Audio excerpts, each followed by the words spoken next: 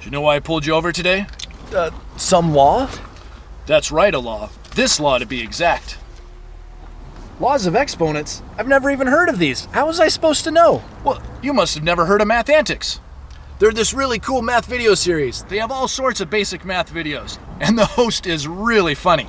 Is this some sort of ad? Can I skip this? No, I think you'll really like it. Check it out.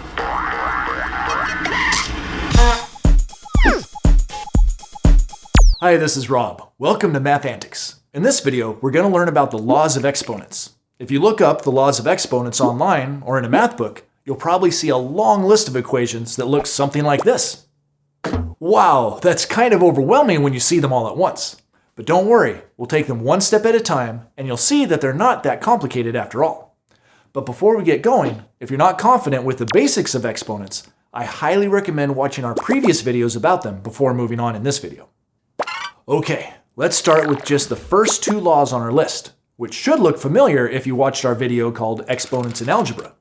They're just the two rules we learned in that video. You know, rules, laws, same difference. So you probably already know them. They simply tell us that anything raised to the first power is itself, and anything raised to the 0th power is just 1.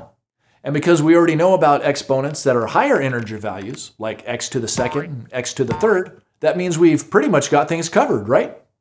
Ah, not so fast. Don't forget that integers can have negative values too. For example, what if we had the expression x to the power of -1, or -2, or -3? We know that exponents are a way of doing repeated multiplication. But how in the world could you multiply something together a negative number of times? Well, you can't. Fortunately, the next law on our list tells us how to interpret a negative exponent. That law says x to the negative nth power equals 1 divided by x to the nth power. And if you think about it, that kind of makes sense. A negative number is the inverse of its positive counterpart. And division is the inverse operation of multiplication, right? So a negative exponent is basically repeated division. X to the -1 would be 1 divided by x. X to the -2 would be 1 divided by x divided by x. X to the -3 would be 1 divided by x divided by x divided by x, and so on. Seeing it like this makes the pattern clear. But mathematicians prefer to express negative exponents in fraction form, where 1 is divided by the same number of x's multiplied together. But since those multiplied x's are all on the bottom of the fraction, you're actually dividing by all of them. Here's an example that will help you see that that's true. 2 to the -3rd power. Let's first try that as a repeated division problem like our pattern shows us. We always start with a 1, so we would have 1 divided by 2 divided by 2 divided by 2. If we do those operations from left to right using a calculator, we get 0.125 as the answer. Now let's write it in fraction form like our law of exponents tells us we can. 2 to the -3rd power would be the same as 1 divided by 2 to the 3rd power. And that's the same as 1 over 2 times 2 times 2, which simplifies to 1 over 8, and 1 over 8 simplifies to 0.125. See, whether you write it as a pattern of repeated division, or in fraction form, like our inverse law shows, you get the same answer. And now you know how to handle any expression with a negative exponent. It's just 1 over the same expression with a positive exponent. X to the -1 is 1 over x to the +1, or just 1 over x. X to the -2 is 1 over x to the +2. X to the -3 is 1 over x to the +3, and so on. All right, 3 laws down, 5 more to go. And these next 5 show us how we can do various math operations involving exponents. In fact, the next law tells us how we can take a number raised to a power and then raise that to a power.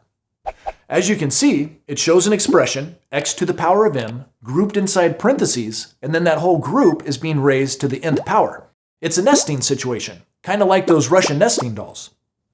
So what if someone asks you to simplify the expression x squared cubed, which means the entire x squared term is raised to the 3rd power? Well, our law tells us that we can simplify that by multiplying the exponents together.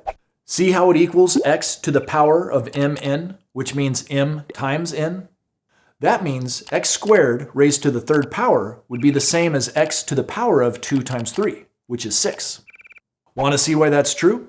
Well, think about what it would mean to raise x squared to the 3rd power. It would mean multiplying 3 x squared terms together, like this. And each one of those x squared terms simplifies to x times x, right? So we end up with 6 x's being multiplied together, which is just x to the 6th power. See, our law works great. If you have a number raised to a power, and that's all raised to another power, you can just multiply the two exponents together to simplify it. And it works for negative exponents too. Like what if we had x squared raised to the negative 3rd power? Well, our law tells us that that's the same as x to the power of 2 times negative 3, which is x to the negative 6th.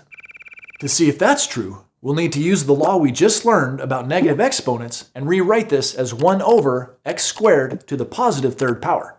That simplifies to 1 over x squared times x squared times x squared, which in turn simplifies to 1 over 6 x's being multiplied together. And that all checks out, because 1 over x to the 6th would be the same as x to the negative 6th power. Pretty cool, huh? Okay, we're halfway through our list of laws, and we're going to look at the next two as a set, because they tell us how we can multiply and divide expressions that have the same base. And that's important because we couldn't simplify them to have a single exponent if the bases were different. The first law says that if we have the base x with exponent m being multiplied by the same base x with exponent n, we can combine them simply by adding the exponents together. And the second law says if we have the base x with exponent m being divided by the same base x with exponent n, we can combine them simply by subtracting the exponents. Let's see some examples of each, like this one, 2 to the 3rd times 2 to the 4th. Does that fit the pattern of our first law? Yep, the base of both expressions is the same, but they happen to have different exponents. The law would still work if the exponents were the same, but they don't have to be. Just the bases have to be the same. Our law tells us that this would equal 2 to the power of 3 plus 4, or 2 to the 7th power. But does it? Well, let's break it down and see. 2 to the 3rd is 2 times 2 times 2, and that's being multiplied by 2 to the 4th, which is 2 times 2 times 2 times 2. That's a lot of 2's being multiplied together, 7 2's to be exact. Aha! So that is what you'd get by just adding the exponents together, since 3 plus 4 equals 7. And this law makes total sense if you think about what an exponent really means. The exponent is telling you to do repeated multiplication of the base, right? So this first part is telling you to multiply 3 2's together, and the second part is telling you to multiply 4 2's together. So that's why you can add the exponents together if the base is the same. Or think about it like this. If we had 10 x's all being multiplied together, we could form different groups of them and combine them using exponents. Like we could combine the first 4 x's into x to the 4th, and combine the remaining 6 x's into x to the 6th. And of course, those expressions would be multiplied together since all of the x's were being multiplied. But you'd probably never want to do that, would you?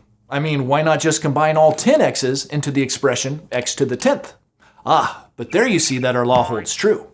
X to the 4th times x to the 6th would equal x to the power of 4 plus 6, or x to the 10th. Okay, now let's move on and see some examples of the second law in this set, which tells us how to divide expressions with the same base. Suppose we have the expression 5 to the 3rd power divided by 5 to the 2nd power. Our law says that we can simplify this by subtracting the exponents. Specifically, we take the exponent on the top and subtract the exponent on the bottom from it. If we do that, the simplified version would be 5 to the power of 3 minus 2, or 5 to the 1st power. But is that right? To see, let's write the expression out in expanded form.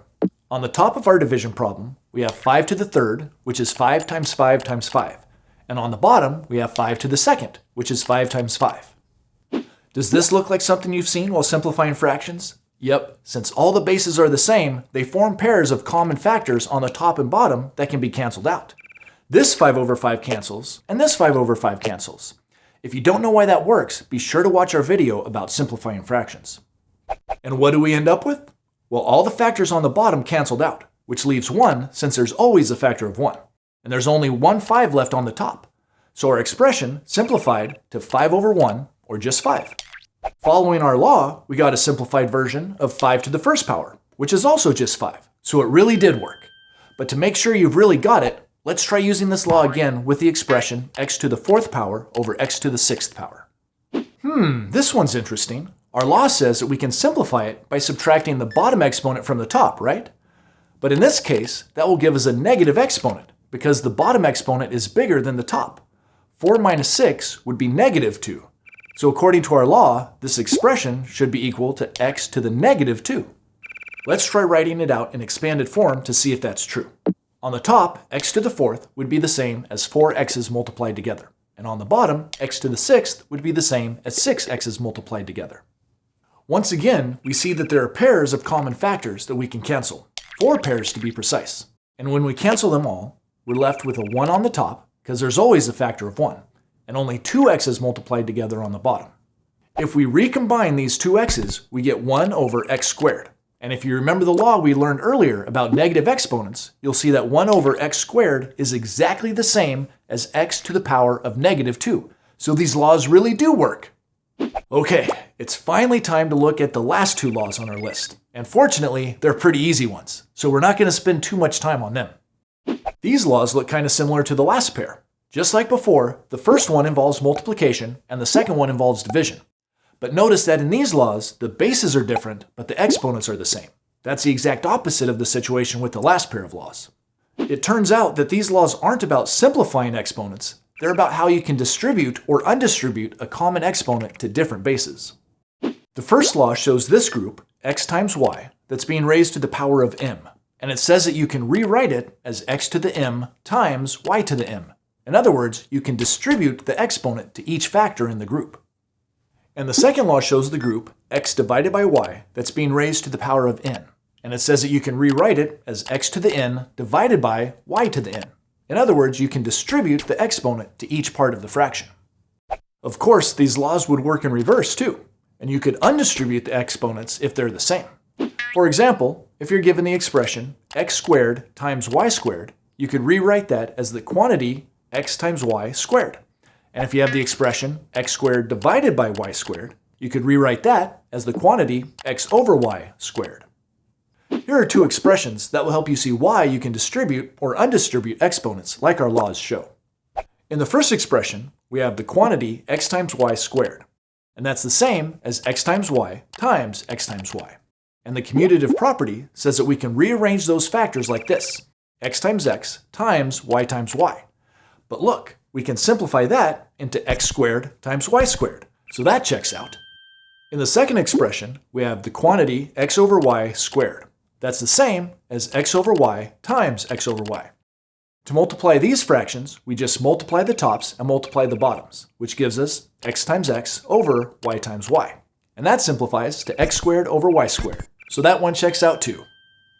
Alright, so now you know about the so-called laws of exponents. And there's a good chance that you'll see them explained in slightly different forms or different orders, or even using different terminology in other math videos or books.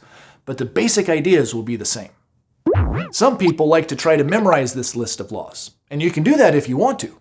But it's an even better idea to focus on knowing how exponents really work. Because if you truly understand that, you can actually figure out a lot of these laws for yourself. And what's the best way to understand how exponents really work?